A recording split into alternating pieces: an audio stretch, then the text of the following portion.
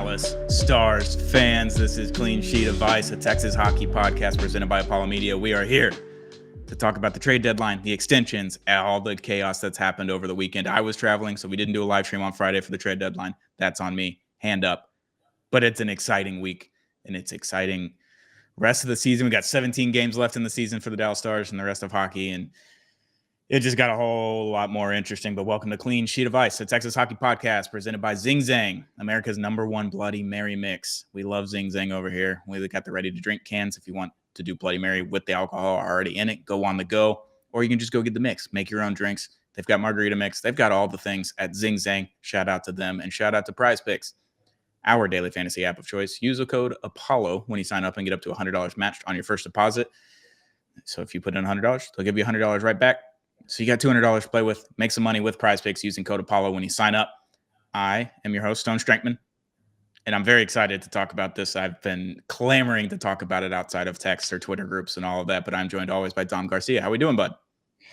Wagon.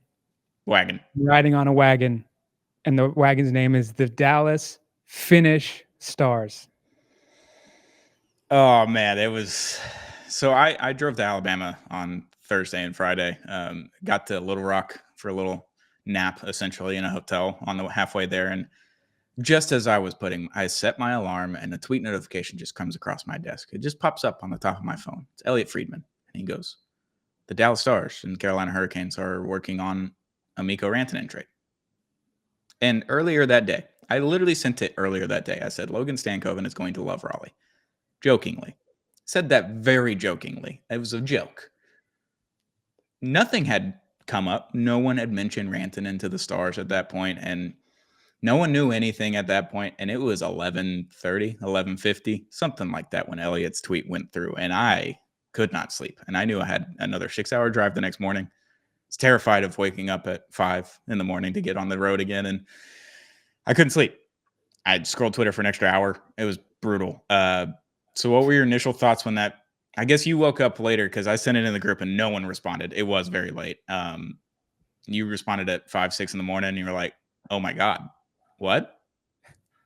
Yeah. So like I went to bed before Elliot tweeted because I also have Elliot Friedman on notifications and many others. But that morning I got up at about 5:12 and immediately, without even opening my phone, there were notifications going off from Elliot Friedman at that early in the morning. I don't think that guy got maybe 20 minutes of sleep. But he said you got about 3 hours on trade deadline day. Yeah. So I wake up and I need to get to the gym, but all I'm doing is refreshing Twitter to see what happens. And I see you joke about it, and I'm thinking like, man, we actually could do this, because there was rumblings like that morning, the morning before, that possibly Dallas could get in it, but you and I had been talking like the way it could get done would have been really difficult to do, and there was a lot of hoops to go through. But when we got to that morning and it kind of seemed clear that Mikko Rantanen had no interest in staying in Carolina, it really opened my eyes to the possibility of a point-per-game player joining the Dallas Stars. And my eyes still hurt from looking at my phone. Every Sunday it hits me, it tells me how much time I have on my phone. That week I had averaged 12 hours on my phone. Yeah. And it just came from that day. Like, it was just unreal.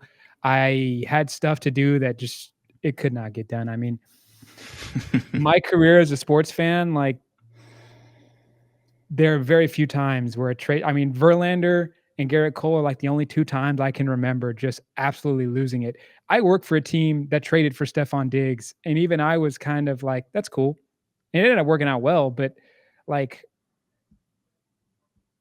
the idea of bringing a gun to a gunfight with the Dallas Stars and how stacked the West is, like, I saw, like, so TSN was on in the United States for the trade deadline, and they were so livid. It hurt them so much to give the Dallas Stars props. I was just smiling for 3 hours for no reason at all. Like, just completely, like, I called my best friend. I called people that have no idea what hockey is. Like, the Dallas Stars just got Mikko Rantanen, one of the best players on planet Earth. and they already have a couple of the best players on earth. Like, it was just insane. Like, man, I'm so excited. So we started this podcast back in December. And ever since then, obviously, Tyler Seguin goes on LTIR. That was our first episode that we talked about. It was that morning. The press release happened. He had to go under surgery. He was going on LTIR eventually. He was going to be back around playoff time. And we're like, okay, that's $9 million that the Stars have to go play with. Like, who could they go get? Can we go big game hunting for the first time? Like, since, I don't know, call it Zubov or Brett Hull in the 90s. Like, you call that 93 and 96, like, or 96 or 93 and 99, I guess, were those two trades, or 96 and 99. Like, those are the two biggest trades in Stars history. Tyler Seguin is up there as well. And this one, we were like, okay, we can go big game hunting. We can go get a restricted free agent that's under contract, and then we can try to sign him, or we can go to get a big name UFA, or maybe we can go strike for someone that's under contract for several seasons and give up a lot, but come playoff time, you're going to have a horse essentially to ride through the playoffs. And that's what me and you have talked about, is like the Stars are missing a horse. They're missing one of the best players in hockey. Obviously, Miro Heiskanen, now Thomas Harley, Jake Ottinger, like, they're up there in their respective positions. They're some of the top 10, top 12 players in the world in their position, but they're not a top 10 or top 12 player in the world in general. Mikko Rantanen is a top 15 player in the world. He is a multiple season 100-point scorer, which there's only 15 of those in the NHL, and 0 of them have been traded until Friday with Mikko Rantanen. He's the first multi-season 100-point player to be traded out of the active players right now that we have to be traded in the NHL. But if you haven't seen the trade, obviously you probably have. It's Monday, March 10th when we're recording this. The trade happened on Friday. Mikko Rantanen is a Dallas Star. That is the only return that happened, or that came to Dallas on Friday. But Logan Stankoven, fan favorite, obviously. That one sucked. It hurt a little bit. But 2 firsts and 2 thirds. So we don't really have any firsts for a while now. We don't really have any picks for a while. And couldn't care less, because they're all in. And that's what we've kind of been asking the Stars to do for the last 2 seasons, where you get to the Western Conference Finals and you run out of gas. You don't have the horse to ride. You don't have the Connor McDavid, or you don't have a Victor Hedman and a Nikita Kucherov to ride, or Steven Stamkos. Like, you don't have a Nathan McKinnon or a Mikko Rantanen to just have a guy that you can rely on to either get a point or get a goal in a hard time where scoring is harder in the playoffs. It's harder to score. And Mikko Rantanen is a 100-point guy. He may get there by the end of the season. There's 17 games left. He needs about 30 points. So he'd have to be 2 points per game, which he's almost on that track already for 2 games. But giving up Logan Stankoven, who you think potentially down the road could be a 30-goal scorer consistently, but you replace that with a 6'4" version of that that's already scoring 100 points.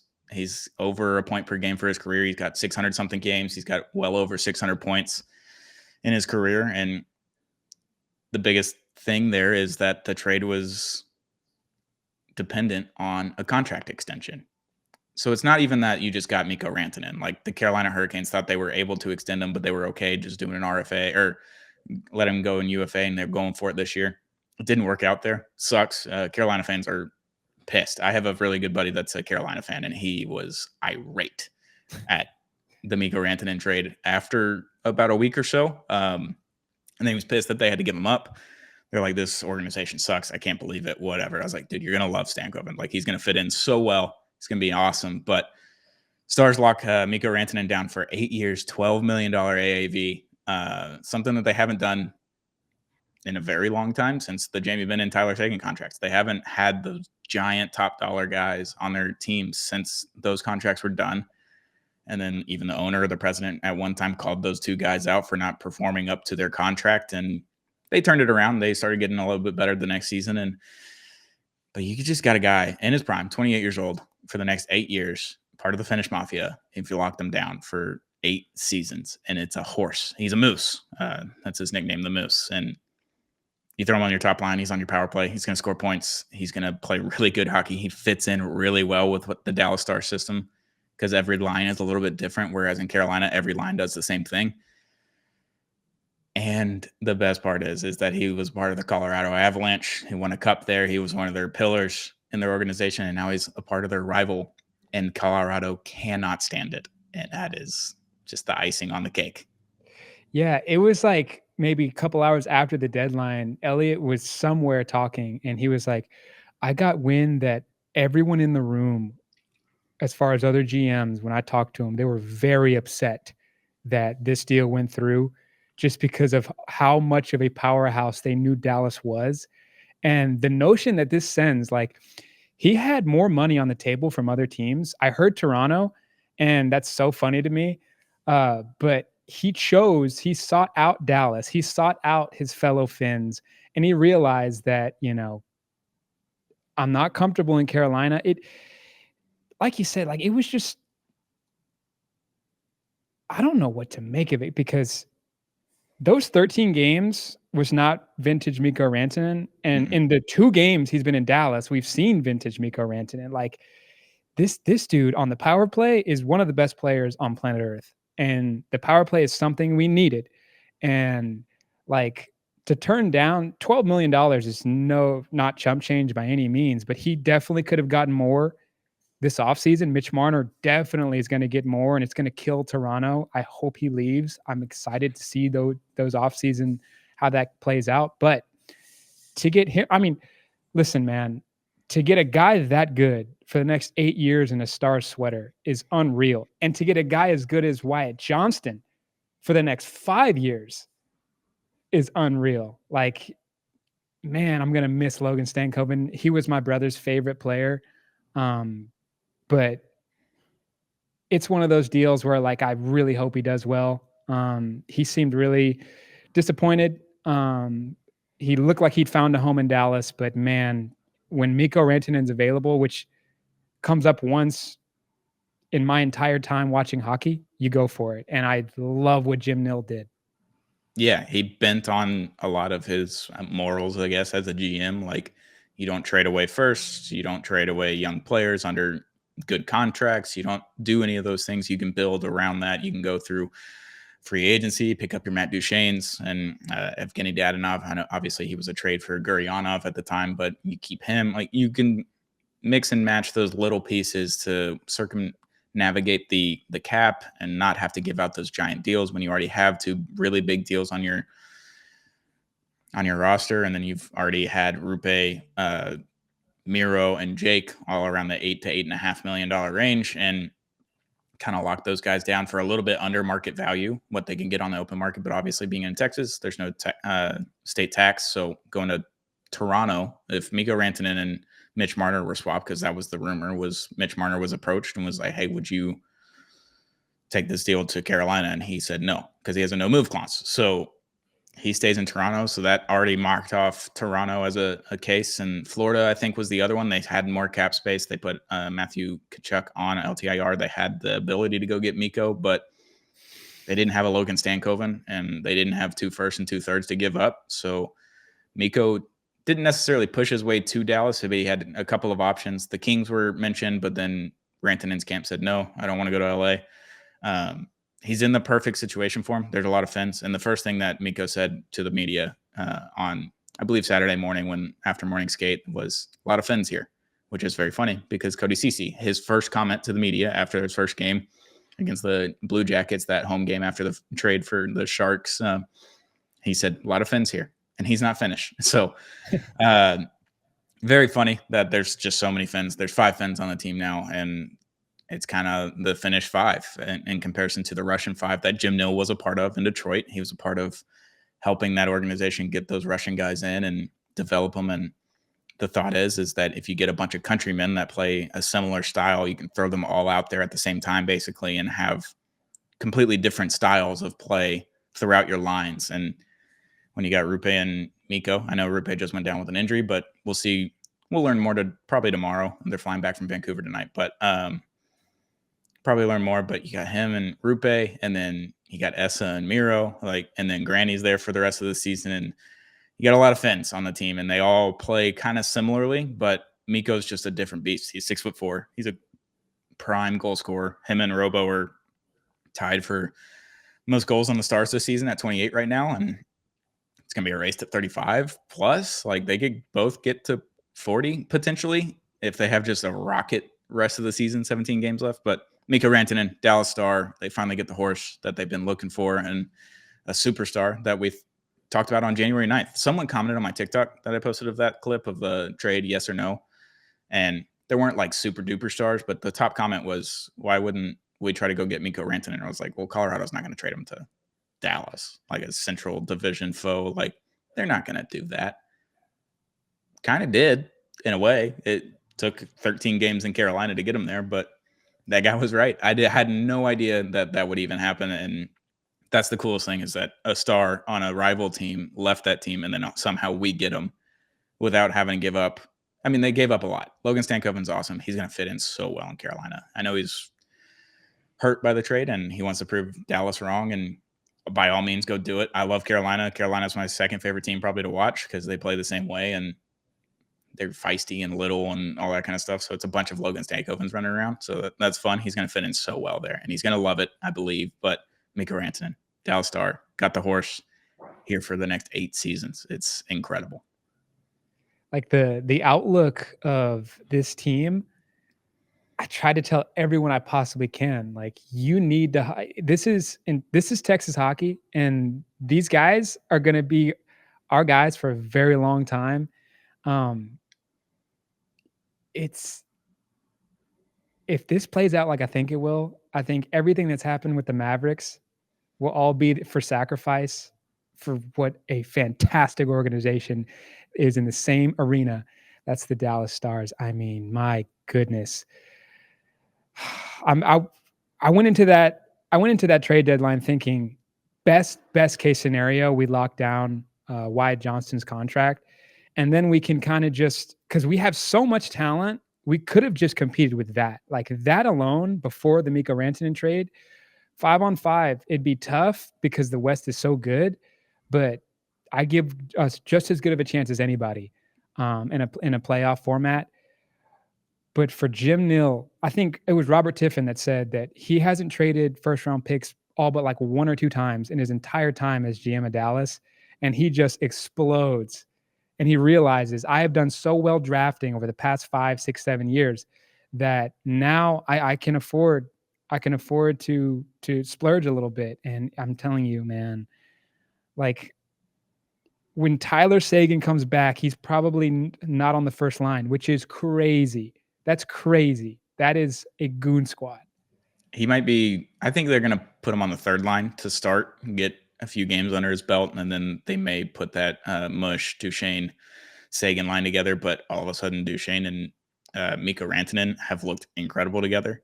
They put him up on the top line last night in the second period for the rest of the game with Robo and Mikko. Hell of a line. Hell of a line. I know Rupe's out for right now, but we'll see how long he's going to be out. They're optimistic about what happened. He got the stick off, or he got the puck off of his stick, went right into his cheekbone. Hopefully there's no structural damage and it's all kind of just stitches and swelling. And then once the swelling goes down, he can come back. We'll see. But like you said, Wyatt Johnston, lockdown. We talked about it last episode.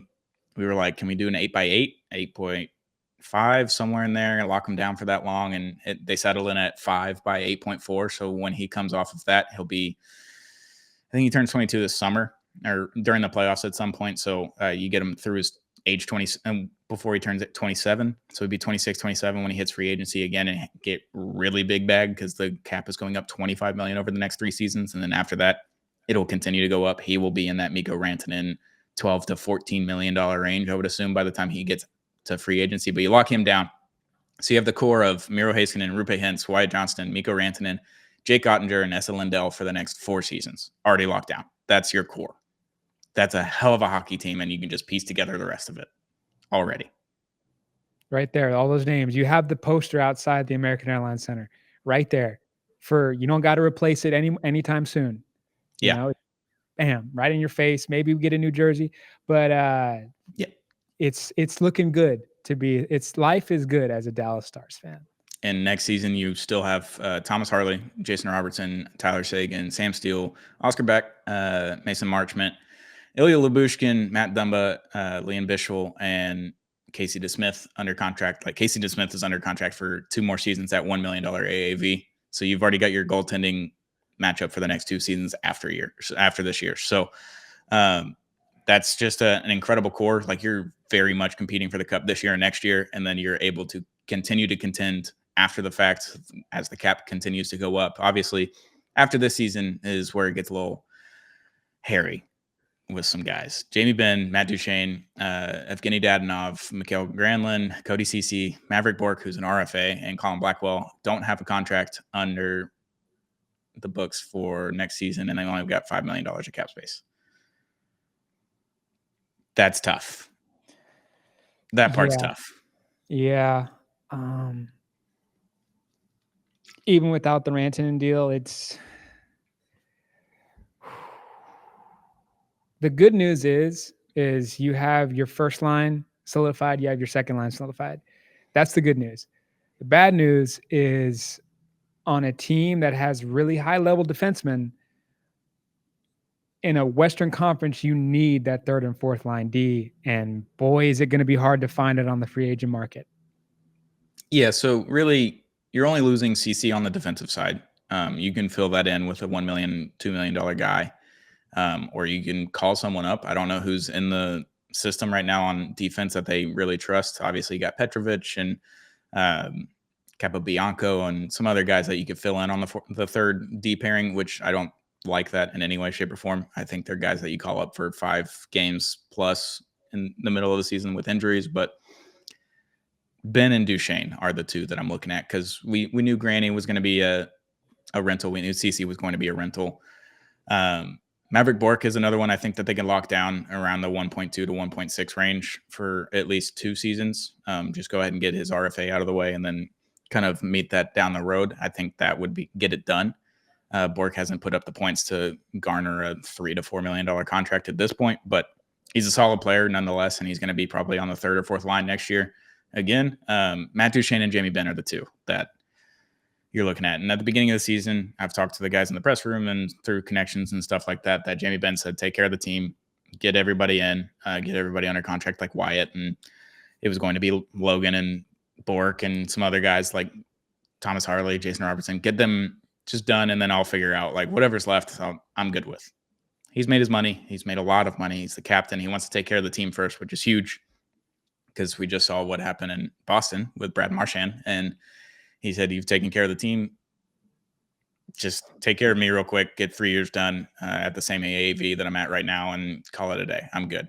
And they didn't do it. He ended up going to Florida, which is a slap in the face to Boston Bruins fans. But I think that's the difference between Jamie Benn and the Stars than it was with Brad Marchand and the Bruins. Like, obviously, the Bruins are kind of in flux right now. They traded a bunch of stuff and they got some good pieces back, but they're not contending right now. And the Stars are contending. And I think I see Jamie Benn and Matt Duchene coming back as like a Joe Pavelski type where they come in as 1-year deals for the next how many every years until they're ready to either move on or retire. Jamie Benn, I believe, will be a Dallas Star for life. I don't see why he wouldn't be. The problem is that there's only $5 million in cap space for next season. And that's where it kind of hurts. And you got to fill a lot of spots with that $5 million. And you got a lot of guys coming off the books. And you got some guys that you call up and put on the fourth line, but I don't think you got a third line guy or a second line guy that you can bring in like Duchene and Benn. And those are two integral parts to the team. They're captain and assistant captain. Like, they're big parts. So figuring out that is for an offseason pod that we'll do. But that's kind of the worry with all of these deals that you just did and Mikko making $12 million. But I know the cap's going up after next season. It's going to go up this offseason, but you've already used a lot of that cap space with Wyatt and Mikko. So it's going to be tough to get Harley, Robo, Ben, Duchene, and all those guys under contract for the foreseeable future. But we got Mikko Rantanen and Wyatt Johnston already locked up.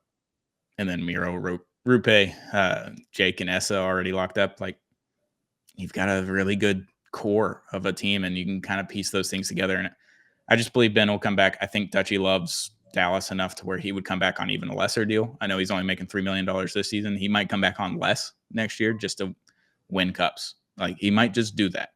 And you have a lot of chances to win the cup over the next 3 seasons. So that part's tough, but I mean, locking up Wyatt Johnston for 8.4, where we were like anything under 9 is a huge win for the Stars. And that was before the Mikko Rantanen trade. They traded for Mikko, and then the next day they officially announced the Wyatt extension. And I really like Wyatt Johnston with Mikko Rantanen as well on the same line as the center because he's a right-handed guy.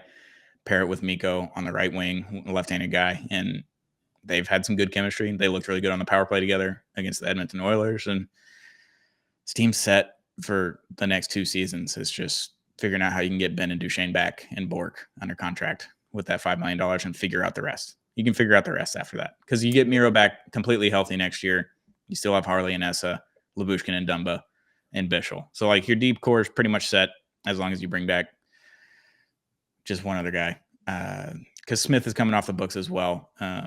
You've got it's tough to figure that out, and that's Jim Nill's job, and he's really fucking good at it. And he's won 2 GMs of the year back to back. He's probably going to win a third after the Mikko trade and the Wyatt extension. Like I don't see a world where he doesn't win it. Maybe Colorado because they got Coyle and Brock Nelson. Like they shored up their center position, but they weren't as deep as they were as the Stars are before the Mikko trade, and then they get Mikko. So it's tough to not give him that award of 3 years in a row, but we'll see what happens there. My favorite tweet from the trade deadline was I wish I could remember who it was, but somebody tweeted out, "I pray to Jim Nill like normal people pray to God." Like it was just like Stars fans were just unreal. And you know, it seems like Matt Duchene's really comfortable in Dallas. Mhm. It's just my opinion. He looks like he's playing the best hockey I've ever seen him play in age, I think 32, 31 season. Yeah, I think he's 34. Oh, well, there you go. Like 33, 34. Yeah. Last night he made a pass. I think it was to Robo that was Yeah, it was the Robo goal.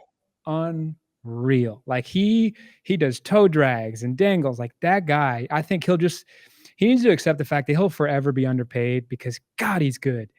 And he should have been on Team Canada. But man, I think if he wants to win a cup and he wants to live in a no state income tax state and a great fan base and a great team and ownership and coach, you stay right here in Dallas. You find a way. Yeah, he's a point per game guy right now. He's got 66 points. There's 17 games to play. Like he still has a chance to be point per guy for the rest of the season. He's got 41 assists. I mean, he's been unreal this year. He's been kind of the glue guy. Like he's just been able to move up to the top line, stay on the second line with the Sagan and Mush injuries. Like he's been able to keep those lines alive. He's been able to be on the power play. He's looked really good on the power play too since they put him on there in the last week or so. And I need Dutchy in Dallas till he's done. I want him to be the next Joe Pavelski, where he came in later in his career, and I know he wasn't the one-team guy and then couldn't win a cup and then came to Dallas and was trying to win a cup. I want Dutchy I want him to win that cup for Joe and be the Joe replacement, essentially. I know Pavelski couldn't get it done. He was 39 by the time he retired, and he just didn't have any gas left. I need Dutchy to get that one, or hopefully a few there before he retires as a Dallas Star. And Jamie Benn, I believe he'll be a Dallas Star for life. His 14 is going to go in the rafters no matter if he wins a cup or not, I believe. But yeah, this team's just unreal. And we've been saying it the whole year. Like in December, we were like, this team's good. It's just not good enough right now. You got to do those trades. You got to do some things. Robo, Wyatt, people got to wake up and just start scoring like they're used to. And then all of a sudden they do that. Christmas break happens. And Robo and Wyatt have been 2 of the best goal scorers and point accumulators for the rest of the season since then. And you just added a point per game guy, 100-point guy to the lineup. You've got 200-point guys now on your lineup with Mikko and Robo. Yeah, I mean, they're going to get to 35 goals plus this season. There's 17 games left. If they score a game or a goal every other game, they're going to be at 35 plus. And yeah, this team's just so good now. And like you said, the rest of the GMs across the league were trying to make this trade not happen because they were terrified of what the Dallas Stars could do with Mikko Rantanen. Like, and what's crazy is since Four Nations break, not just the top stars, but like Matt Dumba has somewhat come alive. CC has quietly had a bunch of assists. I saw the number yesterday and I was like, wow, I did not know he was playing that good. Mm-hmm. But CC has been a good addition. And he was a guy everyone kind of looked over like, he's just kind of a throw in. You know, they needed an extra defenseman. This guy was playing for a Stanley Cup not too long ago. Like, yeah, he played for the Oilers last season. Yeah, like this guy's the real deal. And for him to be on the back end of our team, like once Miro comes back, once Tyler Seguin comes back, that alone should scare you. But now you add Mikko Rantanen in the mix. Like if I'm any team in the West, if I'm Minnesota, if I'm Winnipeg, if I'm Colorado, I don't want to see the Stars. You No, just don't. no, not at all. And CC and Dumba are going to be your two guys on the third pairing come playoff time when Miro comes back. They're very confident in Miro. I saw Miro about a week ago under the tunnels, heading to the press room after the game, and he's got crutches and a big brace on his knee right now, but him being on crutches and not in like a wheelchair is, I think, a big win. They're thinking Tyler Seguin might come back before the end of the season, which he would be able to do under the cap. They'd have about 500,000 up until the cap if Seguin comes back before the regular season is over. They're very confident in that. He's been skating for about a month now, or pretty close to it, and you add Seguin to this the second line with Duchesne and Mush. Your top lines Rupe, Mikko, and Robo, or whatever you may do, and then you've got Wyatt Johnston and Jamie Benn with probably Dadonov or Bork on the third line, and then Dadonov or Bork on the fourth line with Sam Steele and Oscar Beck and Colin Blackwell. Like, you've got depth for days. Bischel's been awesome.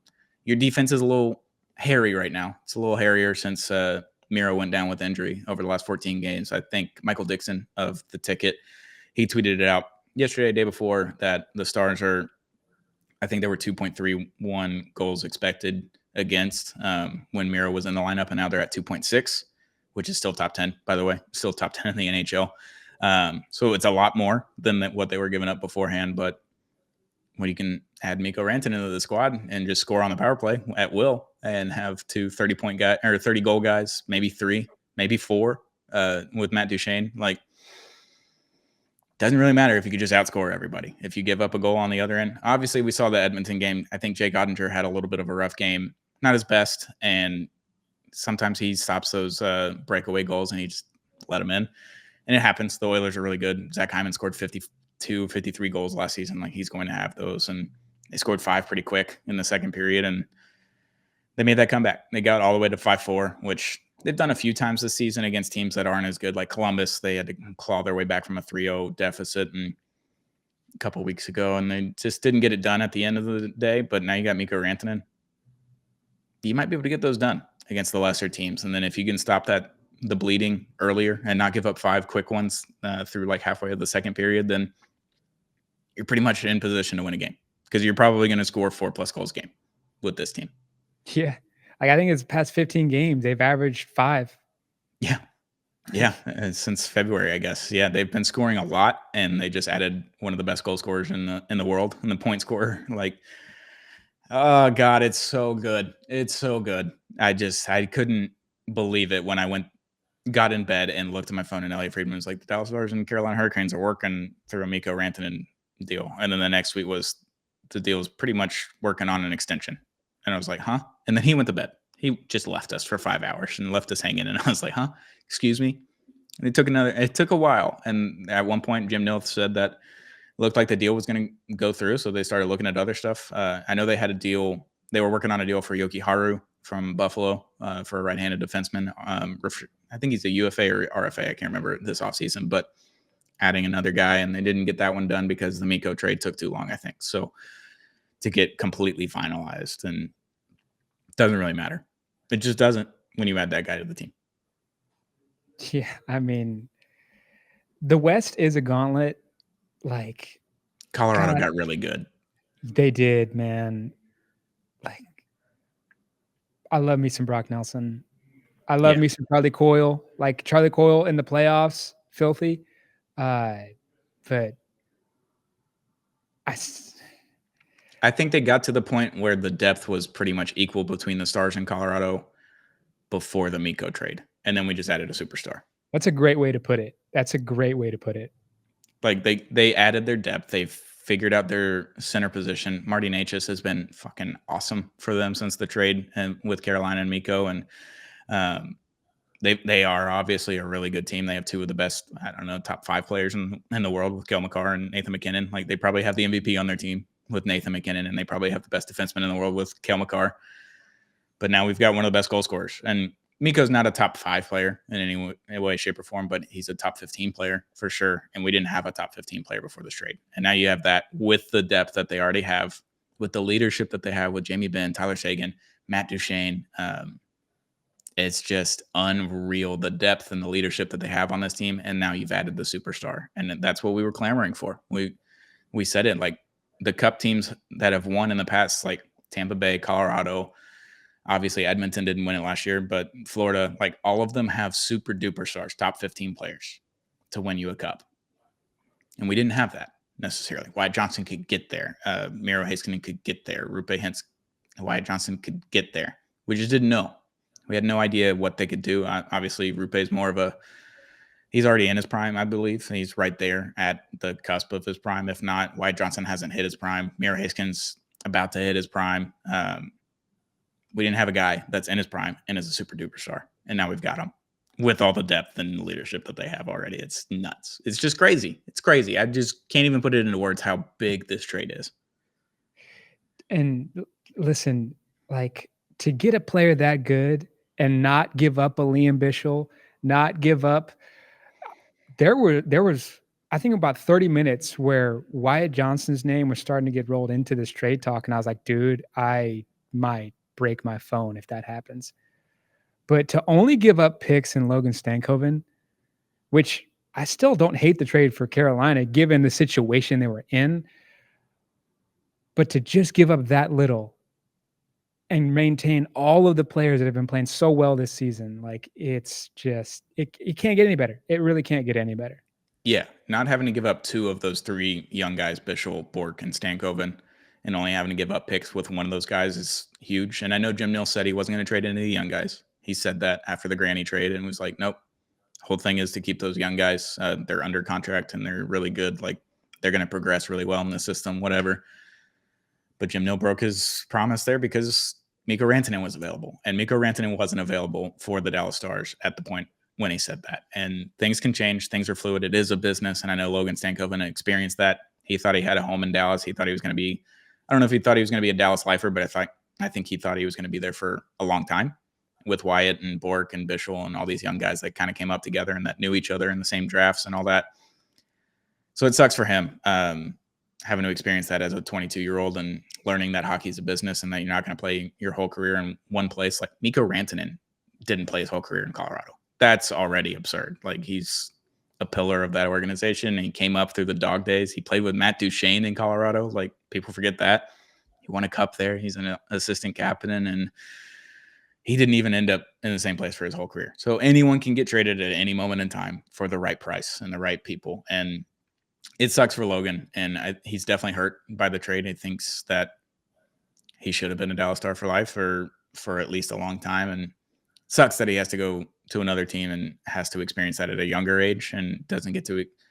Because, like, we didn't give up anything for CC and Granny. And he's like, all right, this is the team. And that team's really damn good. And they have a chance to win a cup. But now they have, I think, the best odds in the NHL, them in Florida, to win the cup this year. And if you have a chance to win a cup and you've been short in the Western Conference Finals for the last 2 years, it's time to go do something drastic. And they did something drastic. Yeah, man. I mean, just like very rarely in your sports career do you get a GM that will do anything he can to just stockpile talent on talent. And very rarely does a situation like this happen where you are okay with not trading for Mikko Rantanen because your team's so good. But then they do trade for Mikko Rantanen and it just ups the excitement level like that. They haven't played at home yet, but when they do and Mikko Rantanen steps into Dallas, it's going to be a scene. It's going to be insane. It's another week it's a week and a day from today. I think the first home game with Mikko. I'll be there for sure. I got to go see it. A Mikko jersey may be purchased in the next week. You might see it this weekend at Hockey Day in Houston. We're going to come down and hang out at St. Arnold's, watch some hockey, talk some Houston hockey and Dallas hockey with some people and try to get some content up out of there. And there may be a Mikko jersey appearing. I don't know. I have to go see if they even have them yet. I haven't seen them online. I haven't seen them in person yet. But I want one. I need one. He's there for 8 years. I can trust that one. I can keep that one. I've got a Robo one and a Sagan one right now. I was pretty comfortable with Robo, and now I'm a little weary of how that's going to work out with the cap and what his contract is going to look at because you just added Mikko and extended to Wyatt already, but he's got another year, so I'm good with that one. Sagan, he's a Dallas Star legend. I'm not concerned about if he ends up leaving. I'm fine with that jersey, but I might have to go get a Mikko one. Might just have to do it. Oh, for sure. For sure, dude. And what's so great is like all the reporters that are out with the team right now have been kind of saying like it's as if he has been with this team already. Like the chemistry that he has, and like the connection that's with not only the Finns but the rest of the roster. Like it's just a perfect match. I can't wait for the playoffs, and it's going to be a fun time to be a Stars fan for a very long time. Yeah, and they've got 4 off days now. I think they play Friday against Winnipeg, and they're 6 points away from Winnipeg now for the Central Division. It's within reach. They could do it. 17 games left. They could definitely do it, and we'll see what happens. The off days are going to be huge. Traveling back to Dallas, they probably landed today already, but 4 off days. They get 2 practices. They're practicing Wednesday and Thursday before heading to Winnipeg on Thursday afternoon, and just keep it going. 17 games left. It's the final push. You kind of know what your team is now. You don't have to worry about trades or free agency or adding people or losing people. This is the team for the rest of the season and the playoffs, and damn it, I'm excited. That first round playoff match, whether it's Colorado or not, is going to be a movie. And man, like last year's run to the Cup for Dallas was tough. I think this run will be just as tough, but Yes. we are way more equipped this year than we were last year by leaps and bounds. Yeah, last year you had to play Vegas, a Western Conference Finals matchup. And then you had to play Colorado, a Western Conference Finals matchup. And then you had to play Edmonton, the actual Western Conference Finals matchup. You had 3 Western Conference Finals in a row. Played 7 games against Vegas. You played 6 games, almost 7 basically, with the double overtime game in Colorado in Game 6. And then obviously you lose in 7 or 6 to the Oilers because you ran out of gas and you didn't have that superstar. With the superstar, you may not have to run out of gas. You may do a 5 game or 6 game in the first round, and then 5 or 6 in the second round, and then probably 7 games in the Western Conference Finals, and then you're in the Stanley Cup Finals, and all bets are off. So they're much more equipped this year to go win it all, and I hope they do, because I'm going to be there. I'm going to be in the press box. I wasn't in the press box last year, so that's what's exciting for me, is that I get to go watch these games without having to pay hundreds of dollars to go watch them every time. Very excited about that. It's going to be a scene. It's going to be awesome. So we'll get you up for the playoffs. Maybe we'll get you in before the regular season's up. Maybe you come back up to Dallas. We'll see what happens. But Hockey Day in Houston will be at St. Arnold's this weekend. So come hang out with the Apollo crew and watch some hockey and talk hockey with people that love it. Obviously, we're in Texas, so it's a little bit different. We're a football state. We know that. But hockey's on the come up, and the Dallas Stars are on the come up. So Mikko Rantanen is a Dallas Star. Wyatt Johnston has been extended for the next 5 seasons after this year. And let's go win a cup. Let's just go win the cup. Let's do it. Shout out to Zing Zang, America's #1 Bloody Mary mix, for sponsoring this episode, and shout out to Prize Picks. Use code Apollo when you sign up. Get up to $100 match on your first deposit. I'm going to hit the more than on Mikko Rantanen points every night. Just every night, 0.5 more than. I'm going to do that and pair that with something else, and we'll see what happens. But this has been Clean Sheet of Ice, the Texas Hockey Podcast. We'll be back very, very soon this week with another episode. Clean Sheet of Ice, Texas Hockey Podcast, presented by Apollo Media.